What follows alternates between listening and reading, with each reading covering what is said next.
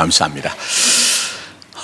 지난 5일 목요일에 출발해서요. 이제 9일 이제 새벽에, 월요일 새벽에 태국 저희가 선교지를 삼고 있는 퉁화창 지역, 그리고 저희가 부지를 이제 향후에 태국의 다음을 준비하기 위한 이제 부지를 매입한 메따끼행 지역을 돌아보고 왔습니다. 저를 비롯해서 또 장로님, 집사님 이렇게 네 분이 이제 팀을 이뤄서 정탐꾼의 마음을 가지고 갔고요. 현지에 우리가 파송한 반과렉 현진 선교사 부부, 이제 목회자 부부, 그리고 김장은 선교사님, 또 이제 오병이어 재단이라고 하는 법인, 이렇게 이제 3자가 함께 좀 논의도 하고 의논도 하면서 제가 이제 태국 땅 다는 할 수 없고 퉁화창 주라고 하는 그 주에 미교회 지역이 몇 군데인가 파악을 해보니까 20군데예요. 그래서 이제 외형적으로 우리가 처치 플랜팅, 교회를 앞으로 이제 한 20군데는 우리가 그 지역을 좀 담당했으면 좋겠다.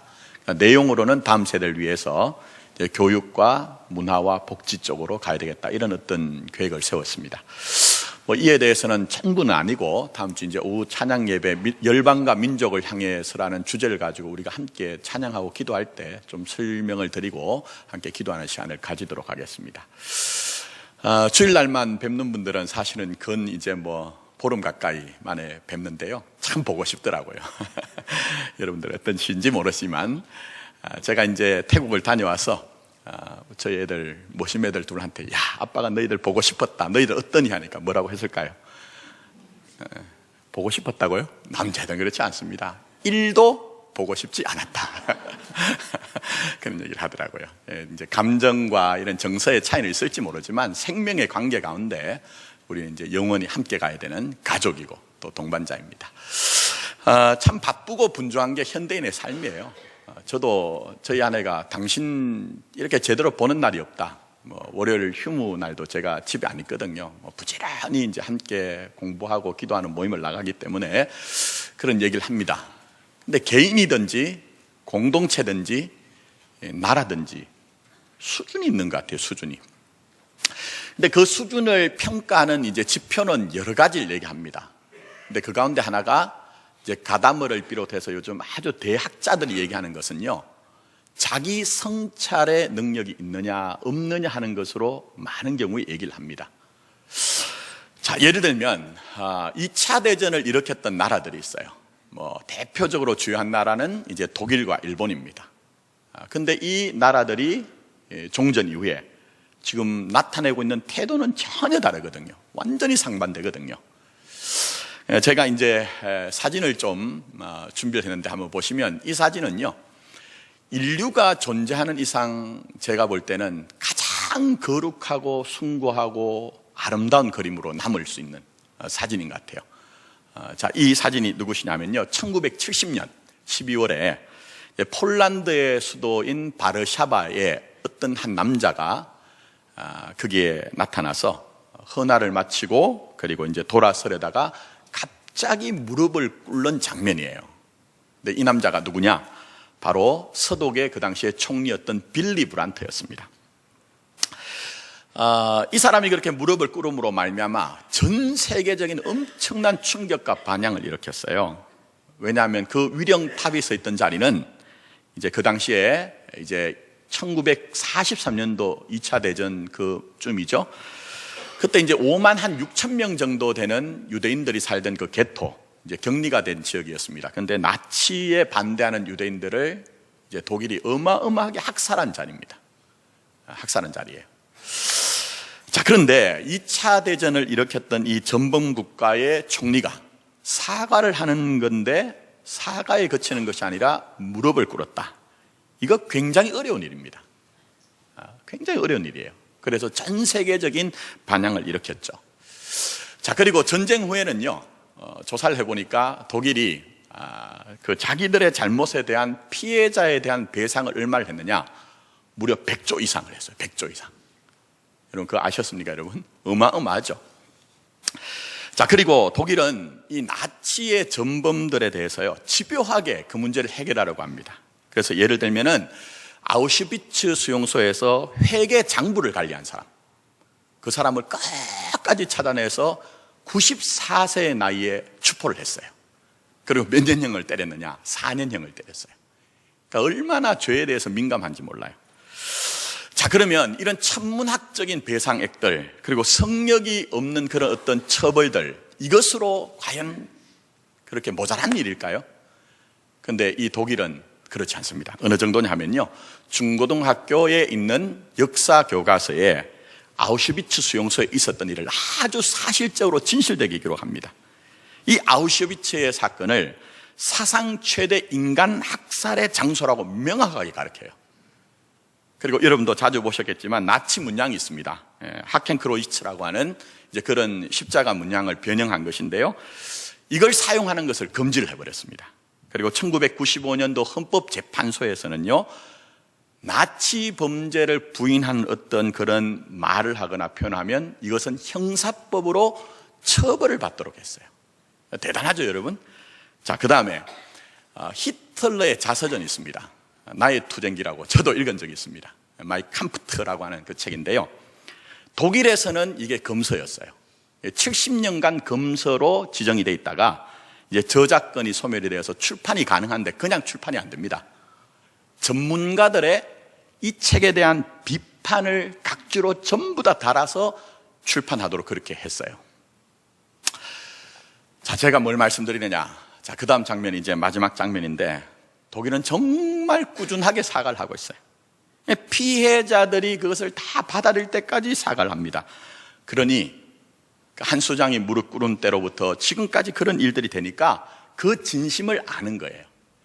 폴란드의 그 바르샤바에는 그래서 이 빌리 브란트 수상이 무릎 꿇었던 장면들을 바로 거기에 부조상으로 피해자들이 세워놓은 겁니다. 자, 그런데 일본은 어떨까? 자, 일본은 어떨까요, 여러분? 제가 더 이상 말씀 안 드릴게요. 더 이상 말씀 안 드리겠습니다. 자, 그런데 많은 전문가들이 왜 독일과 일본이 이렇게 아주 극명한 차이가 날까? 가치관의 차이라고 합니다. 문화의 차이라고 합니다. 여러분, 독일은 아시다시피 기독교 국가예요. 기독교의 복음의 진리는 자기 성찰이 있습니다. 반성이 있습니다. 우리가 성경적인 용어로 하면 회개라는 것이 있어요. 그런데 일본은 동양 문화권인데요, 동양 문화는 여러분 수치의 문화입니다. 우리도 마찬가지지만 수치의 문화예요. 내가 수치만 안 당하면 된다는 거예요. 심지어는 눈 감고 아웅하더라도 내게 있는 수치에 눈 감아야 되는 것이 이 동양의 문화예요. 어떤 분은 제가 이런 얘기를 하면요, 일본 사람들 뭐 잘못을 하면요, 심지어는 자기 배를 어떻게 해요? 할복을 하던데요, 그렇게 얘기해요. 근데 그건 회개가 아닙니다, 여러분. 회개라는 것은요, 자기의 과오에 대한 인정과 거기에 대한 계속적인 책임이 바로 회개예요. 근데 그 배를 할복하는 것은요, 내가 더 이상 수치를 보기 싫다는 거예요. 내가 내 배를 가르고서라도 수치를 덮어버리겠다, 보지 않겠다는 아주 극단적인 표현이라는 거죠. 물론 제가 이걸 자세히 좀 설명을 드려야 여러분 이해가 되겠습니다만, 자, 그러면 보십시오.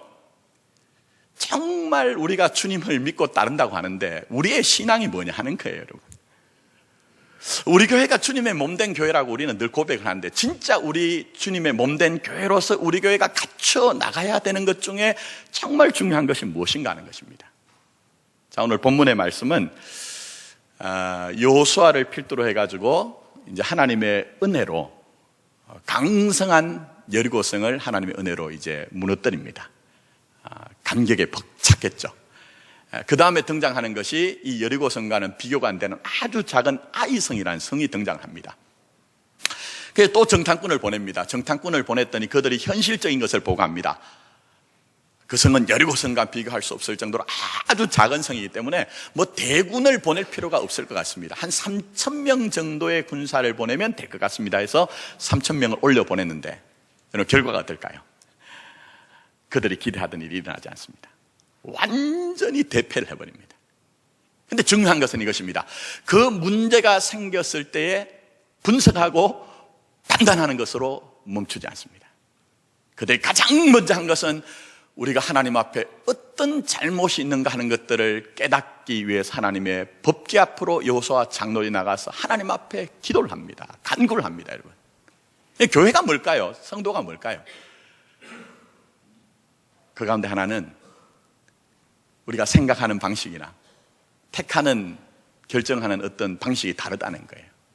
그래서 우리가 우리 삶이 정말 주님이 그려내시는 그 신앙의 내용으로 우리 교회가 주님의 몸된 교회가 되기 위해서는 이 모습이 우리에게 있어야 된다는 거예요. 이 모습이 분명히 갖추어져야 된다는 거예요. 그렇게 하나님 앞에 묻자 하나님이 말씀하십니다. 너희들 가운데 내게 바쳐진 것을 숨겨놓은 자가 있다. 이 문제를 해결하기 전에는 내가 너희들과 함께 하지 않을 것이다. 만약 너희들이 이 문제를 해결하지 않으면 나는 너희들을 떠날 것이라 말씀합니다. 그래서 여호수아가 온 백성들로 정결하게 하고 이제 제비를 뽑습니다. 지파별로, 그 다음에 족속별로, 그 다음에 가문별로, 그 다음에 이제 가족, 이렇게 이제 찾아냅니다. 이 제비를 뽑는데 먼저는 유다 지파가 나옵니다. 그 다음에 유다 지파들 가운데서 이제 세라 족속이 나옵니다. 또 세라 족속 가운데서 삽디의 가족이 나옵니다. 그 삽디의 가족 가운데서 아간이라는 사람이 제비가 뽑혀 나옵니다. 그렇게 끌려 나오고서야 이 아간이 자기의 죄를 자인하고 여호수아는 그것을 물정을 확보하고 난 후에 오늘 말씀 보니까, 물론 이 말씀을 신약으로 해석해야 되지만 오늘 그 정도까지 시간 안 되는 것 같아요. 어쨌든 여기에 보시면 이 아골 골짜기로 이 아간과 그의 가족과 그의 집안의 모든 물건과 훔친 것들을 다 가지고 나가서 돌로 치고 그 불을 태웠다. 그리고 그 골짜기를 뭐라고 하죠? 아골 골짜기다. 그렇게 이제 하는 것이 사건의 내용입니다. 자, 그럼 이 본문의 사건을 통해 우리 공동체 주님이 무엇을 말씀하십니까? 먼저 하나님에 대한 것입니다. 하나님은 죄에 대해서 진노하시고 악을 심판하는 하나님이라는 것을 알라고 말씀하세요. 좀 다르게 표현하면 하나님은 하나님의 거룩을 이루어가신 하나님인 것을 알고 믿으라고 말씀하고 계신 거예요. 여러분 오늘날 영적 기상도가 어떻습니까? 저같이 이렇게 하나님의 말씀을 그냥 액면가 그대로 내어놓을 때 여러분이 정말 그것이 내 마음속에 말씀이 기다려지고 그것조차도 내게 주신 은혜입니다라고 고백이 되어지십니까? 제가 사실은 귀국을 하고 난 후에 이거 의도를 가지고 한 게 아니라 성경 말씀 순서대로 말씀을 정했는데 굉장히 부담이 됐어요. 왜냐하면 오늘 이 시대는 포스트 모던의 시대라고 합니다. 진리가 없어진 시대예요. 모든 것들이 다 일리만 있으면 타당하다고 하는 시대이니 이런 죄에 대해서 악에 대해서 외치는 것은요, 어떤 면에서는요 시대에 덜 떨어진, 시대에 좀 덜 떨어진 그런 사람이 하는 행위처럼 보여지는 그런 시대거든요. 근데 여러분 우리 주님이 뭐라고 말씀하셨습니까? 우리에게 구원을 잃어버리거나 구원을 소실하는 것은 아니지만 두렵고 떨림으로 너희의 구원을 어떻게 하라고요? 이루라고 말씀하셨잖아요. 그런데 오늘 이 시대는요 하나님을 두려워하지 않는 시대가 되었어요. 하나님을 두려워하지 않는 그런 시대가 되었습니다. 그래서 어떤 일이 있습니까? 사실은 죄에 대한 민감성이 교회가 더 떨어집니다. 세상보다 더 떨어져요, 여러분. 그래서 요즘 일어나고 있는 온갖 추문들 가운데 목회자들, 교회들에 대한 얘기가 세상이 가지고 있는 죄에 대한 민감성보다 교회가 더 떨어지잖아요. 그래서 세상 사람들이 우리를 향해 뭐라고 얘기하죠? 너희들이 맛을 잃은 뭐라고 하죠? 소금과 같이 되었다고 얘기를 하잖아요. 근데 왜 그런가? 조금 전문적인 얘기를 하면요, 우리의 신인식에 문제가 있습니다. 우리가 하나님에 대해서 생각하는 것이 문제가 있다는 거예요. 우리는 많은 경우에 하나님에 대해서 용서의 하나님, 사랑의 하나님, 끝까지 품어주신 하나님은 너무 기뻐하고 즐거워하고 행복해하고 그 하나님을 묵상합니다. 물론 맞습니다, 여러분. 근데 여러분, 하나님은 또 다른 성품의 한 면을 가지고 계세요. 그 성품이 무엇이죠? 거룩입니다. 하나님은 거룩에 대해서도 여러분에게 양보를 하지 않는 하나님이세요. 근데 오늘 이 시대에 거룩에 대한 하나님을 말씀을 전하면 은혜가 없다고 하는 그런 시대가 되었어요. 그러나 이런 부분에 하나님은 추호도 양보가 없으신 하나님이에요. 우리 하나님이 아브라함의 하나님은 이삭의 하나님이요, 이삭의 하나님은 누구의 하나님이죠? 이 야곱의 하나님이잖아요. 어제나 오늘이나 내일이나 동일하신 하나님이에요. 여러분에 대해서 사랑에 끝까지 신실하신 하나님인 것처럼 그 아들 못 얻겨내서 유일하신 아들을 십자가에 죽여내신 그 사랑에 합당한 거룩한 삶이 되도록 하기 위해서 지금도 일하시는 것이 우리 아버지 하나님이란 거예요, 여러분. 우리가 이런 부분을 놓치고서는 통전적인 믿음, 온전한 믿음을 가질 수가 없어요. 우리가 그런 믿음을 가질 수가 없다는 것입니다. 그래서 아버지 하나님이 그렇게 일하시는 것처럼 우리 주님도 똑같이 일을 하십니다, 여러분. 그래서 주님이 말씀하신 것이 무엇입니까? 아버지께서 일하시니 나도 뭘 한다고 하시죠? 일한다고 말씀하시잖아요. 그런데 주님이 일하신 게 뭡니까? 요한복음 15장에 보시면 포도나무와 가지의 비유 가운데서 제일 주요하게 주님이 일하시는 것은 열매를 맺지 못하는 가지를 어떻게 하신다고요? 제하신다, 잘라내신다, 끊어내신다는 거예요, 여러분. 근데 그게 보시면 우리 주님께서는 이런 말씀하십니다. 너희는 이미 내가 일러준 말로 어떻게 되었다고 얘기하죠? 깨끗게 되었느니라고 말씀합니다. 그러니까 주님으로 말미암아 우리가 거룩하게 됐는데 그 거룩을 잃어버리지 않도록 거룩을 목적으로 주님이 여러분의 인생에 개입하셔서 일을 하신다는 거예요, 여러분. 조금 복잡지만 잘 한번 정리하고 한번 들어보세요. 근데 주님이 어떻게 일을 하시느냐? 요한복음 15장 말씀이 끝나고 그 뒷장에 가시면요 16장이 등장합니다. 거기에 보시면 주님께서는 내가 너희들을 이제 앞으로는 현실적으로 육신적으로는 보지 못하기 때문에 또 다른 보혜사인 누구죠? 성령님을 보내주실 것이다, 그렇게 얘기를 해요. 그러면서 주님이 성령님을 통해서 여러분에게 일하시는 것을 말씀하고 계십니다. 제가 지난 수요일 저녁에 깊이 말씀드렸기 때문에 간단하게 말씀드리면요, 주님이 성령님을 통해 성도에게 하시는 일은 죄에 대하여, 의에 대하여, 세상에 대하여 책망하심으로 일을 하시겠다는 거예요, 여러분. 하나님이 여러분에게 죄에 대하여, 의에 대하여, 세상에 대하여 책망하심으로 일을 하신다니까요, 여러분. 그러니까 종교심을 가지고 우리가 주님을 이해하면은 편안해야 되잖아요. 근데 주님은요, 택한 백성들에게 그렇게 일을 하시지 않겠다는 거예요.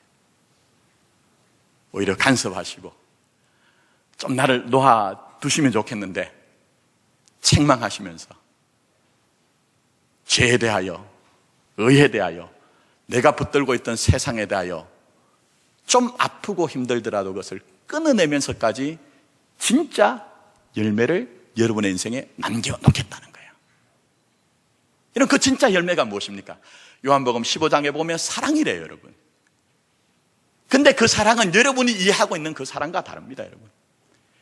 그저 우리가 모든 것들을 무골호인처럼 다 용납하면서 죄조차도 은혜로 이해하고 다 수용하는 것이 아니고 그 아들 예수를 내어주신 그 아버지의 하나님의 사랑에 합당할 수 있도록 영광되고 거룩한 그 사랑에 맞도록 그렇게 여러분의 인생을 만들어 가신다고 말씀하고 계시는 거예요. 그래서 때로는 여러분들이 오늘 이 예배를 드리면서 조금 다 쉽게 받아들일 수 있는 것은 아니지만 주님이 우리에게 말씀하신 것이 무엇입니까? 그냥 두지 않겠다는 거예요. 정말 하나님의 그 사랑의 수준, 영광된 하나님의 사랑의 수준에 이르도록 하기 위해서 내가 너와 함께 가면서 네가 하지 못한다 할지라도 내가 말씀을 통해서, 네가 기도할 때 깨달음을 가지게 하여서라도, 또 때로는 인생에 생기는 사건들을 통해서라도 내 사랑에 합당한 삶을 만들어 내시겠다고 말씀하고 계시는 것입니다, 여러분.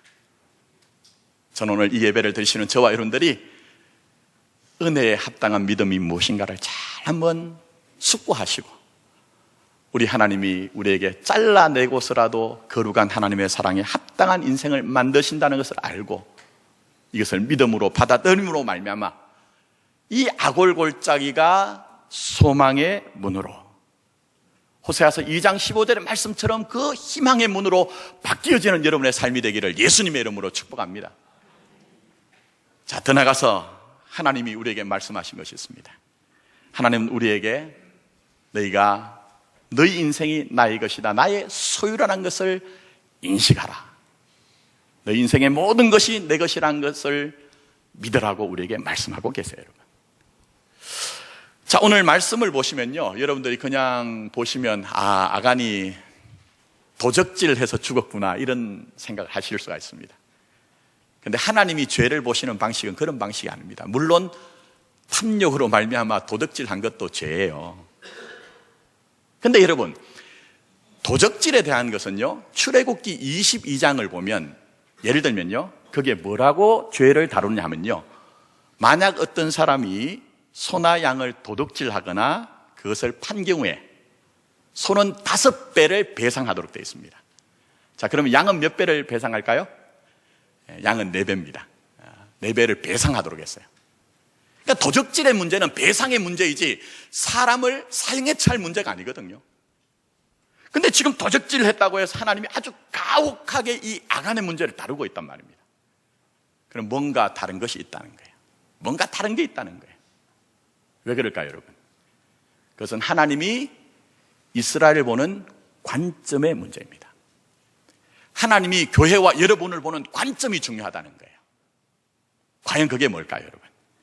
자, 시간 관계상 여러분은 길다고 생각하고 저는 늘 짧다고 생각하는 목사이지만 그래서 일일이 읽지는 않겠습니다. 자, 7장 11절부터 15절까지 눈으로 한번 훑어보세요.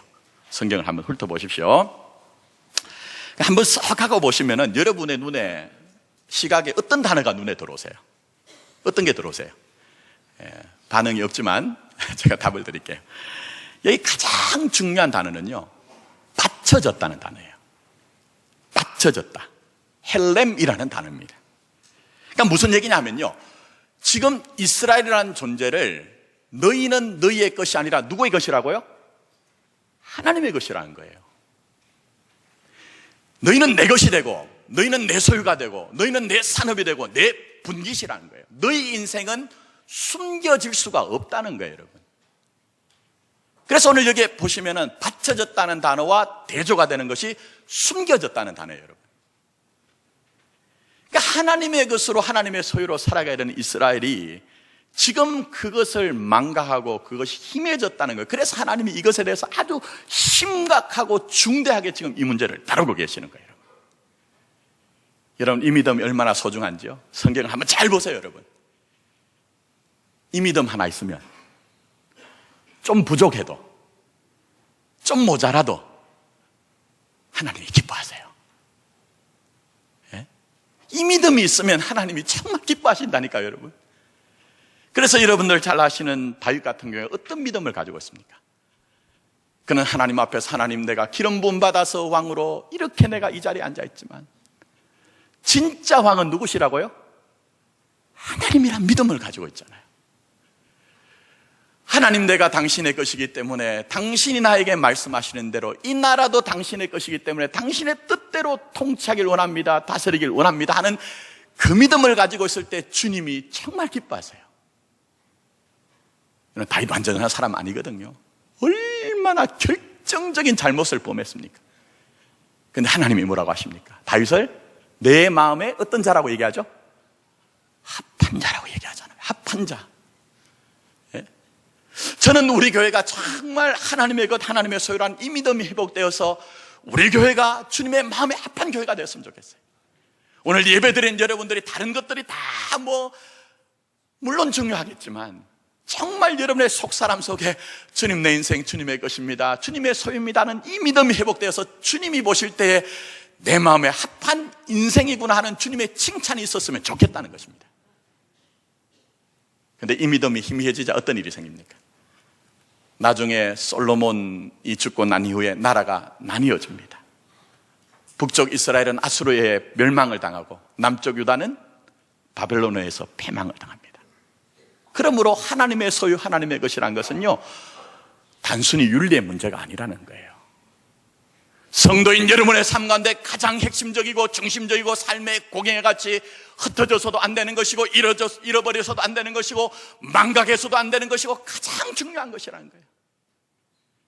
교회가 아무리 수천 명, 수만 명이 모이고 다양한 일을 한다 할지라도 만약 그 교회가 우리 교회가 하나님의 소유, 하나님의 것이란 그 믿음을 잃어버리면 하나님은 그 교회가 하는 모든 일들을 허사를 경영하는 일이라고 주님이 판정을 하시는 것입니다.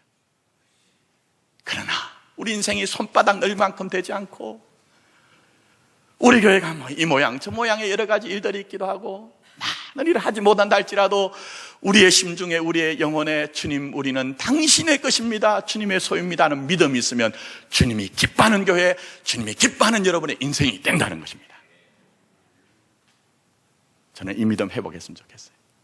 이 믿음을 회복했으면 좋겠다는 것입니다. 어떤 분들은 그런 얘기합니다. 이 구약의 얘기 아닙니까? 아닙니다, 여러분. 구약은 신약의 예표 그림자입니다. 신약에는 더 강합니다. 하나님이, 주님이 여러분의 인생을 너는 내 것이란 것을 더 강력하게 말씀하십니다. 왜 그렇죠? 하나님이 그 아들을 십자가에 내어주신 그 피의 사랑으로 여러분을 값주고 사셨대요, 여러분. 아들을 값주고 사셨대요. 그래서 여러분의 인생을 그 사랑에서 포기하지 않고 중단하지 않고 뺏기지 않겠다고 주님이 지금 말씀하고 계시는 거예요. 이 사랑을 알고 있는 사도 바울은 로마서 12장 1절에 저 유명한 말씀을 하고 계십니다.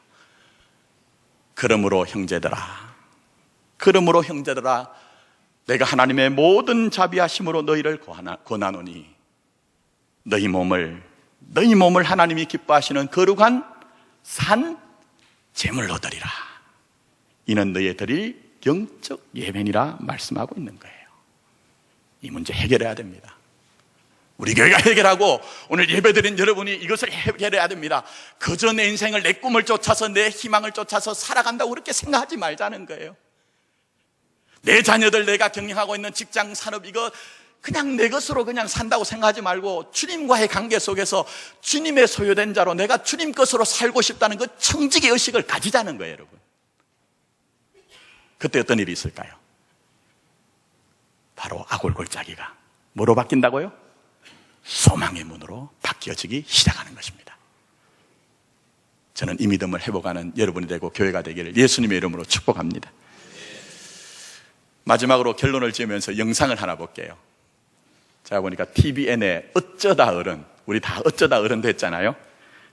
어른으로 갖춰가자고 해서 여러 좋은 강사들이 나오는데 손경희 씨라는 분이 나와서 강연하는 게 한 4분짜리가 있습니다. 오늘 이 말씀 내용에 너무 많은 것을 담고 있어서 나중에 제가 이 영상을 가지고 설교를 좀 하고 싶은데 한번 보도록. 한 아이가 저를 바꾸게 한 사건이 있었는데 5학년 남학생이었어요. 제가 이제 강의를 갔었는데 한반 수업이었거든요. 잠깐 쉬는 시간에 한 명이 저를 찾아오는 거예요. 선생님, 수학여행 때 누군가 내 바지를 벗겼대요. 그래서 내가 사진을 찍혔는데 사과하고 끝났는데 제가 볼 땐 자기는 너무 이건 아닌 것 같대요. 자기가 용기 내겠대요. 그래서 자기가 다음 시간에 자기 얘기도 해도 되네요. 그래서 제가 몇 분 주면 될까? 그랬더니 한 10분 주면 될 것 같대요. 그러면 40분 강의 10분을 준 거예요. 그 꼬마아이가 이런 얘기를 하더라고요. 수학여행 때 알지? 한 달 전에 바지 벗겨서 너희들이 내 거 성기 탁 찍어서 사건 접수가 된 거. 특히 남자애들은 남자 방에서 비계 싸움 하면서 놀았던 거 봐요. 그래서 이제 그걸 벗긴 거죠. 그랬더니 그 찰나에 핸드폰을 꺼낸 거죠. 근데 담임 선생님이 여학생들이 소리 지르는 거 보고 야, 니네 둘이 사과해. 핸드폰 치워. 이렇게 된 거예요. 근데 얘가 저한테 얘기한 건 이거였어요. 사과 얘기를 하더라고요. 그 꼬마아이가 5학년 남자인데 사과란 주는 게 아니래요. 받는 게 사과래요. 난 받은 적 없대요. 근데 담임 선생님도 나쁘대요. 사과해. 그러니까 얘가 알아서 사과한대요. 내 얘기는 듣지도 않고 사과했대요. 내가 어떤 고통이 있고 내가 어떤 것 때문에 힘들어하는지 얘는 모르고 그냥 시키니까 한 거예요. 그렇죠. 시켜서 한 사과는 사과가 아니래요. 사과는 받아야 된대요. 내가 풀릴 때까지 사과하래요. 그게 사과 아니네요. 그래서 그날 담임도 엄청 울었거든요. 사과를 가르쳐 주겠대요. 그러면 자기부터 얘기하겠대요. 내가 어떤 후유증이 있는지. 밤에 잠을 잘 때 잠옷을 자꾸 잔대요. 누군가 벗길 것 같아서.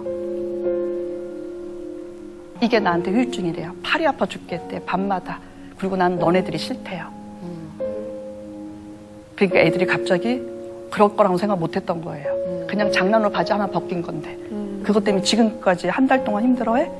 그때 갑자기 남자의 가해자가 나오더니 알아서 무릎을 꿇더라고요, 한 명이. 그랬더니 아주 작은 목소리로 미안해.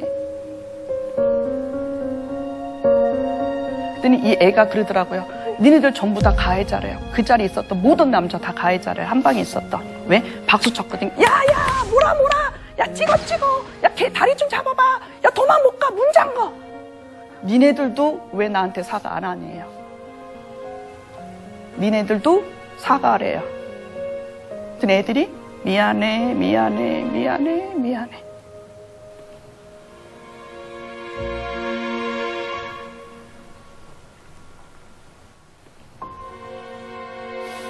그래서 걔가 그러더라고요. 내가 꿈을 안 꾸면 그때 사과 받을 거래요. 지금 나는 꿈을 꾸고 있다. 근데 얘가 학교 오는 이유가 있대요. 딱 2명 목소리가 들린대요. 야 찍지 마. 애들끼리 그러면 안 되잖아. 핸드폰 꺼. 야 그러면 안 돼. 분명히 누군가 그랬대요. 누구냐요? 그랬더니 남자 2명이 나야 나. 이게 위주의예요. 직접 도와달라고요. 그랬더니 그 아이가 막 웃더라고요.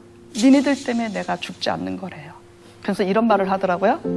쟤네 둘만 친구래요. 나머지는 같은 반이래요. 친구란 어려울 때 도와주는 거래요. 동료란 어려울 때 도와주는 거래요. 같은 회사 다니는 사람인 거고, 동료는 동료를 도와줘야 돼요. 인간은 인간을 도와줘야 돼요. 이게 사과이고 위두유예요. 그냥 뭐 하나 들었다고 위두유가 아니라 직접 개입해서 그 현장에서 하지 말라고. 특히 아까 전에 차장님 저한테 딱 개입했잖아요. 하지 말라고. 여기 미생도 그랬잖아요. 안마 하려고 그랬더니 뭐 한다? 하지 마. 제가 바랬던 세상은 그거였거든요. 뭐 다 얘기 드리긴 그렇지만 이 안에는 굉장한 풍성한 복음의 내용들이 담겨져 있습니다. 사과는, 회개는 주는 것이 아니라 뭐라고요? 받는 것이다. 이스라엘 공동체는 하나님이 받으실 때까지 회개했어요. 그럴 때 새로운 출발이 되는 거예요. 선생님이 억지로 시켜서 한 건 사과 아니래요. 아가는 여러분 보시면 마지막엔 인정해요. 억지로 한 거예요. 자발적으로 한 거, 자원한 것만이 진짜 회개요, 성찰이라고 얘기를 해요. 근데 이 말씀에 역설이 있습니다. 마지막 절 말씀 한번 보십시오. 그러므로 그곳 이름을 오늘까지 아골골짜기라 부르더라. 아골의 뜻은 괴로움, 근심이란 뜻이에요. 괴롭고 근심이 되지만 이거 정당하게 지나가야지만 가나안 땅 들어갈 수가 있는 거예요. 십자가 없이 부활이 없는 것처럼 우리가 죄에 대한 그 아픔과 고통과 중심의 통해함이 없이는 진짜 하나님 앞에서 은혜를 누릴 수가 없는 거예요. 저는 우리 교회 또 여러분의 삶 가운데 혹시라도 지금 해결해야 되는 것이 있다면 아골골짜기가 같을지라도 그거 해결함으로 말미암아 한 걸음 한 걸음 뚜벅뚜벅 여전히 지금은 은혜 받을 만한 때요, 구원 받을 만한 때란 주님의 음성이 들려지고 새로운 공동체, 새로운 삶을 살아가시는 저와 여러분 되기를 예수님의 이름으로 축복합니다. 기도드리겠습니다.